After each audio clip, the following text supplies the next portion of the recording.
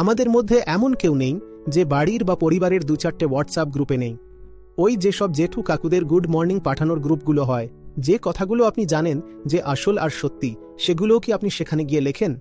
ওরা সেখানে এসে লাগামহীনভাবে নিজেদের প্রচার আর প্রোপাগান্ডা চালাতে থাকে, একদম নোংরা স্তরের। দেখেছেন তো ওই যে ফরওয়ার্ডগুলো আসে হোয়াটসঅ্যাপ ইউনিভার্সিটির? আপনি কতবার আইপিসিসির রিপোর্ট সেখানে ফরওয়ার্ড করেছেন বলুন তো? ওরা তো নোংরামি ছড়ানোতে অনেকটা এগিয়ে আছে। আপনি কতবার সেই কথাটা সেখানে তুলে ধরেছেন যেটা ঠিক এবং সত্যি? আর এটা কোনো তাজ্জব হওয়ার বিষয় নয়, কারণ যেখানে বিবেক থাকে না সেখানে ভয় অবশ্যই থাকে।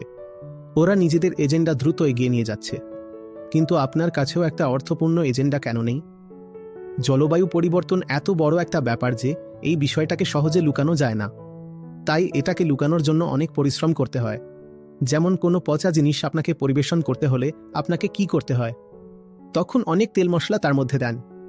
আর তাই এত তেল মশলা আপনি মিডিয়াতে দেখতে পান। সবকিছুই চোখে পড়বে যদি আমাদের কাছে আমাদের নিজেদের কেন্দ্র থাকে আর আমাদের নিজেদের চোখ থাকে।